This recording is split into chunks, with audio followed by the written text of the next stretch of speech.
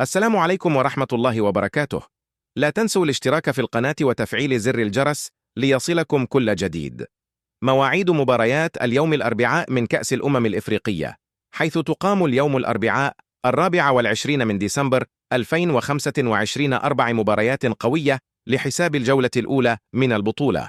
المباراة الأولى بوركينا فاسو vs غينيا الاستوائية 13:30 بتوقيت تونس والجزائر والمغرب، 14:30 بتوقيت مصر وليبيا والسودان، 15:30 بتوقيت السعودية والعراق واليمن وسوريا، 16:30 بتوقيت الإمارات. المباراة الثانية الجزائر vs السودان، 16 بتوقيت تونس والجزائر والمغرب، 17 بتوقيت مصر وليبيا والسودان، ساعة 8 مساء بتوقيت السعودية والعراق واليمن وسوريا، 9 مساء بتوقيت الإمارات وعمان.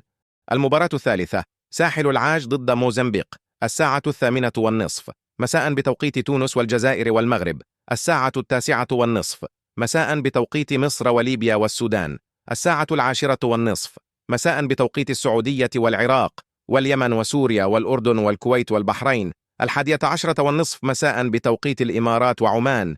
المباراة الرابعة الكاميرون ضد الغابون، 9:00 مساء بتوقيت تونس والجزائر والمغرب، 12:12 مساء بتوقيت مصر وليبيا والسودان، 1:00 صباحا بتوقيت السعودية والعراق واليمن وسوريا والأردن والكويت والبحرين.